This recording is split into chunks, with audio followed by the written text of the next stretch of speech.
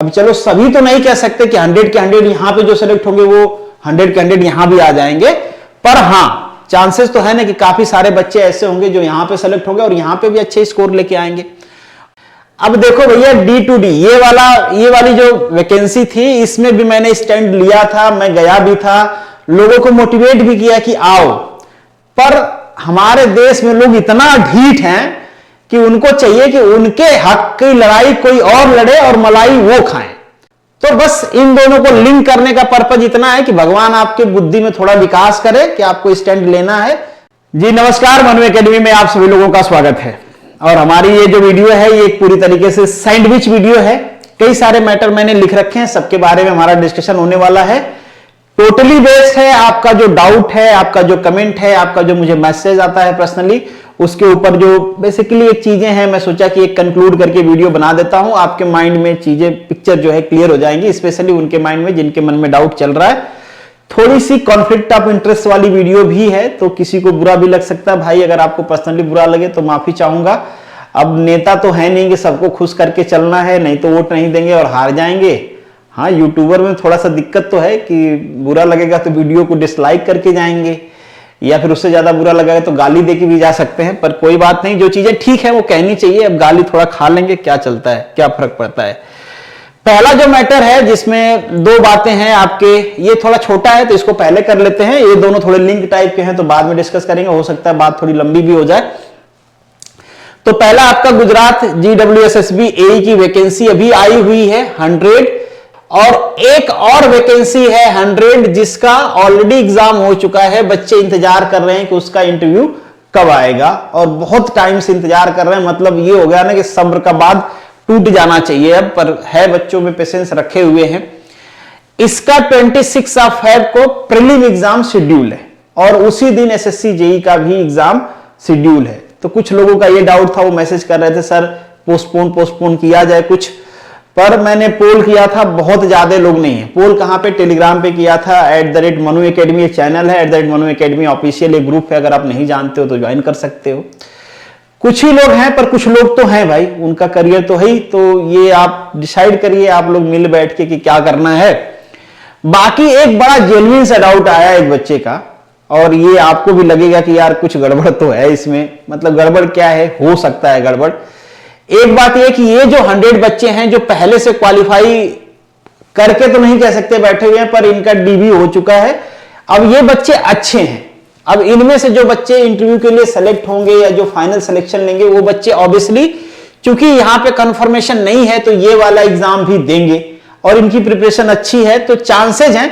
अब चलो सभी तो नहीं कह सकते कि 100 के 100 यहां पे जो सेलेक्ट होंगे वो 100 के 100 यहां भी आ जाएंगे, पर हां चांसेस तो है ना कि काफी सारे बच्चे ऐसे होंगे जो यहां पे सेलेक्ट होंगे और यहां पे भी अच्छे स्कोर लेके आएंगे। और इस बात की पॉसिबिलिटी तब तक है जब तक कि पहले वाले वैकेंसी में फाइनल लिस्ट ना आ जाए। ऐसा नहीं है कि ये एग्जाम होने से पहले अगर यहां पे इंटरव्यू की लिस्ट आ गई तो वो बच्चे ये वाला एग्जाम नहीं देंगे, ऑब्वियसली देंगे। अब बहुत सारे लोग मुझे भी मैसेज करते हैं कि सर कुछ लोग का GMB में हो गया, किसका AMBI में हो गया, कुछ का ONGC में हो गया, कुछ का GSECL में हो गया, तो आप सबको बोलो कि ये एग्जाम ना दें या फिर इसका इंटरव्यू ना दें। भाई अब मैं कैसे बोलूं यार। अब मैं पर्सनली आपसे कह भी देता हूं, अब कोई एग्जाम दे रहा है, जब तक उसके हाथ में ज्वाइनिंग लेटर नहीं आ जाता ना, तब तक श्योरिटी नहीं होती है। बहुत बार एग्जाम में सिलेक्शन होने के बाद आपके GPSC ने ही जो कॉलेज वाली लेक्चर की वैकेंसी थी उसमें ज्वाइनिंग नहीं दिया था, तो अनसर्टेनिटी रहती है। जब तक कि ज्वाइनिंग ना हो जाए या ज्वाइनिंग ना आ जाए तब तक लोग अनसर्टेन रहते हैं और वो एग्जाम या इंटरव्यू देते हैं। मैं कहूंगा मेरी बात क्यों मान लेंगे, तो आप लोग भी प्रेशर बनाते हो कई बार कि आप कहिए। तो यहां पे देखो, यहां पे भी डुप्लीकेसी वाला, और इससे पहले जितने सारे एग्जाम्स हुए हैं सब में डुप्लीकेसी हुई है। हालांकि वेटिंग लिस्ट भी ऑपरेट हो रही है धीरे धीरे, पर स्टिल बहुत सारे लोग ऐसे सेलेक्ट हो जाते जिनका वेटिंग लिस्ट में भी नाम नहीं आया, पर अब नहीं हो पा रहे हैं। क्यों नहीं हो पा रहे हैं? क्योंकि डुप्लीकेसी थी और यहां से वहां शिफ्ट हो रहे हैं।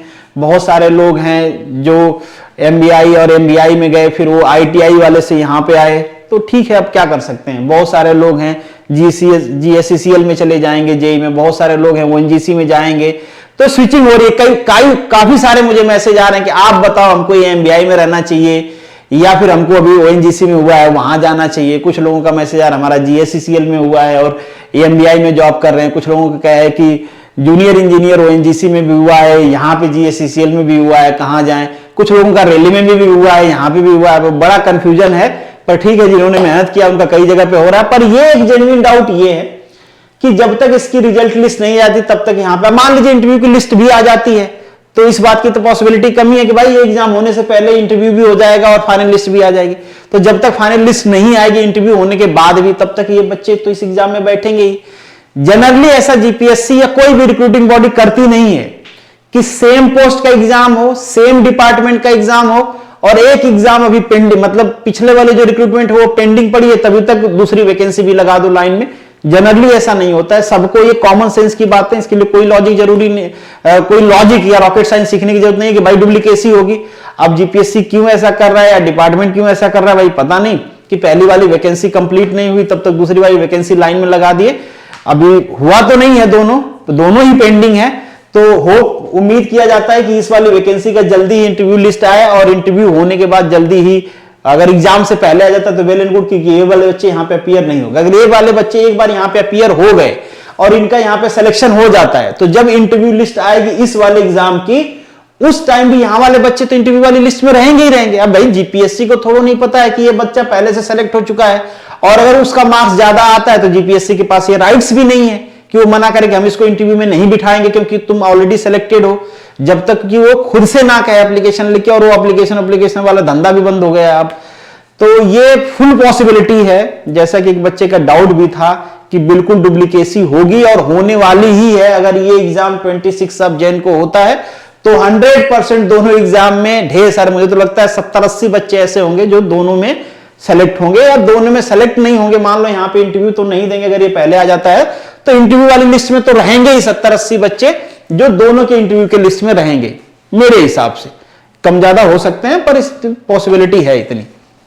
अच्छा, अब ये बहुत सारे बच्चे ऐसे भी होंगे जो यहाँ पे इंटरव्यू लिस्ट में होंगे और जीएससीसीएल में भी हो गया होगा, या उनका जूनियर इंजीनियर ओएनजीसी में हो गया होगा।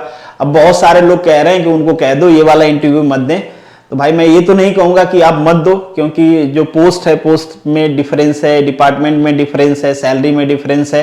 तो आप अपने मर्जी से सोच लो, अगर आपने पहले से डिसाइड कर रखा है कि आपको वहीं रहना है, ये दे के आपको फिर ज्वाइन नहीं करना है, तो नहीं दोगे तो ही अच्छा रहेगा, किसी का भला होगा। बाकी आपके विजडम के ऊपर डिपेंड करता है, आप देना चाहते तो दीजिए फ्री। तो ये एक मैटर था। अगर जीपीएससी, आप लोग चाहो तो जीपीएससी को एक बार इंटीमेट करो कि पहले इसका इंटरव्यू करवा लें, रिजल्ट दे लें, तो फिर इसका एग्जाम करवाएं। मेरे हिसाब से भाई, मैं नहीं कहूंगा कि बहुत सारे लोग बुरा मान जाते भाई आप तो एग्जाम पोस्टपोन करवा रहे हो, मैं नहीं करवा रहा हूं। अगर आपको लगता है कि ऐसा करना चाहिए तो आप करो, नहीं तो आपको लगता है कि एग्जाम देना चाहिए तो वेल एंड गुड, आप लोग दीजिए और जीपीएससी करवा ही लेगी। भाई मेरे कहने से थोड़ा नहीं कुछ होने वाला, पर मुझे लगता है कि यहाँ पे डुप्लीकेसी वाला इशू आएगा। ये तो काम की बात थी, अब थोड़ा सा एडवर्टीजमेंट भी कर लेता हूं अपना ठीक है। एक GWSSB AE की टेस्ट सीरीज चल रही है, हो सकता है आप में से कुछ लोगों ने ज्वाइन भी किया हो। अगर आप नहीं जानते हो और ज्वाइन करना चाहते हो तो डिस्क्रिप्शन में और कमेंट बॉक्स में पिन करके उसका लिंक मिल जाएगा। आप चाहो तो मेरे ऐप पे जाके भी वो टेस्ट सीरीज परचेज कर सकते हो। अब तक उसमें मुझे लगता है 17 टेस्ट सीरीज हो चुकी है। सब्जेक्ट वाइज टेस्ट सीरीज चल रही है, फैब में सब्जेक्ट वाइज टेस्ट सीरीज भी चलती रहेगी साथ में। मुझे पता है कि आप एक साइड से पढ़ते रहते हो, दूसरी साइड से भूलते रहते हो, तो रिवाइज भी करवाना हमारी जिम्मेदारी है। तो अब सब्जेक्ट वाइज टेस्ट सीरीज भी चलेगी साथ में और टॉपिक वाइज टेस्ट सीरीज भी चलेगी, ताकि टॉपिक वाइज खत्म होती रहे और आपका पीछे से सब्जेक्ट वाइज रिवीजन भी होता रहे। ठीक है, तो अगर आप टेस्ट सीरीज ज्वाइन करना चाहते हो तो कर सकते हो। बाकी अब आगे बढ़ते हैं D2D का मैटर। अब देखो भैया, D2D ये वाली जो वैकेंसी थी, इसमें भी मैंने स्टैंड लिया था, मैं गया भी था, लोगों को मोटिवेट भी किया कि आओ। पर हमारे देश में लोग इतना ढीठ हैं कि उनको चाहिए कि उनके हक की लड़ाई कोई और लड़े और मलाई वो खाएं। मतलब मात्र, बहुत सारे कैंडिडेट ने एग्जाम दिया, मात्र 10 से 15 लोग आए होंगे। क्या सरकारी सिस्टम में अगर कुछ बना दिया है ना, और जब तक उसके ऊपर पूरा प्रेशर नहीं पड़ता है तब तक वो टस से मस नहीं होते हैं, चेंज नहीं करना चाहते हैं। तो यहां पे भी वही हुआ। मैं आपको रिजल्ट दिखा देता हूं। कल का रिजल्ट आया है, मात्र 2 लोग सिलेक्टेड हैं, मात्र 2 लोग। अब एक तो मैकेनिकल की वैकेंसी नहीं आती है और कहीं पे वैकेंसी आए और क्राइटेरिया की वजह से लोगों का सिलेक्शन ना हो, तो ये तो अच्छी बात नहीं है। अच्छा, वही लोग जब ये लिस्ट आई है तो मैसेज कर रहे हैं कुछ लोगों ने केस भी किया, यहां पे केस के मैटर में लिखा हुआ है। मैं यही कह रहा था कि बुरा मान जाएंगे, मैं अभी बता देता हूं कि 100% इस केस में कुछ नहीं होने वाला है, क्योंकि एग्जाम होने के बाद जब तक कोई फंडामेंटल डिफॉल्ट ना हो एडवर्टीजमेंट में, तब तक कोर्ट क्राइटेरिया चेंज नहीं करता है। अगर किसी डिपार्टमेंट को चाहिए कि भाई उसको 2 साल पुराना आदमी या 2 साल एक्सपीरियंस वाला आदमी चाहिए, या डीएल के मैटर में 2 साल पुराना वाला चाहिए, तो कोर्ट थोड़ा मना करेगी कि भाई तुम 2 साल पुराना वाला मत लो, क्योंकि लोग नहीं मिल रहे हैं, उसको चाहिए तो चाहिए।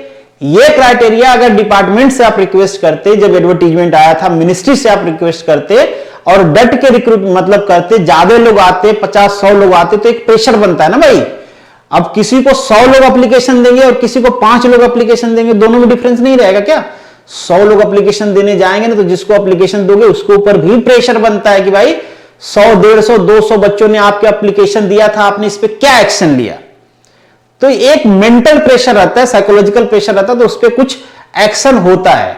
जब आएंगे ही नहीं लोग तो ठीक है, लड़ो केस। अब केस लड़ रहे हैं, कुछ होगा जाएगा नहीं। अल्टीमेटली जिनका सिलेक्शन 2 लोगों का हुआ, इनका रहेगा, नई वैकेंसी आएगी। इससे पहले भी जो बोर्ड के चेयरमैन हैं वो बोल चुके हैं कि हम नया रिक्रूटमेंट निकालेंगे। अब नया रिक्रूटमेंट में वो रूल चेंज कर दे दें तो वेल एंड गुड। अच्छा चलो मान लो बहुत पॉजिटिव है हम, कोर्ट अगर मान लीजिए इनके फेवर में फैसला दे देती है कि भाई जिन लोगों के पास नहीं है वो एग्जाम क्वालिफाई किए उनको लीजिए, तो जो बच्चे 2 साल के ओल्ड लाइसेंस होने की वजह से फॉर्म नहीं भरे थे, अब उनका ऑब्जेक्शन आएगा। वो कहेंगे भैया इसी की वजह से तो हमने फॉर्म नहीं भरा था, अगर क्राइटेरिया आप रिड्यूस कर रहे हो तो हम भी एलिजिबल हैं, अब फिर से एग्जाम करवाओ और हम भी भरेंगे। तो ये होता है कॉन्फ्लिक्ट ऑफ इंटरेस्ट। ठीक है, तो यहां पे ऐसे कोर्ट किसी एलिजिबिलिटी क्राइटेरिया को कट नहीं करती है जब तक कि कोई फंडामेंटल वायलेशन नहीं हुआ हो। अब ये फंडामेंटल वायलेशन क्या है भाई, वो भी समझाता हूं आपको। जैसे जीएससीसीएल का केस है, यहां पे D2D के कैंडिडेट को अलाउ नहीं किया जा रहा है। अब ये बच्चे ना अगर एग्जाम होने के बाद भी कोर्ट जाए तो 100% मैं गारंटी देता हूं कि एग्जाम हो जाए, अभी फॉर्म भर लें और फिर एग्जाम होने के बाद भी कोर्ट में ये जाएंगे तो 100% कोर्ट इनको अलाउ करेगी। क्यों करेगी भाई?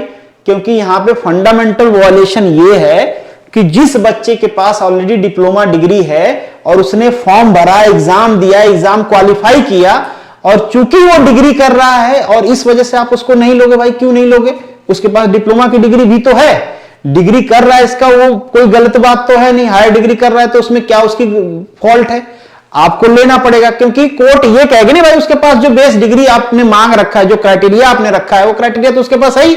ऐसा तो नहीं वो क्राइटेरिया चेंज करने के लिए बोल रहा है, वो तो ये कह रहा है कि हमारी क्राइटेरिया आप हमको कैसे मना कर रहे हो।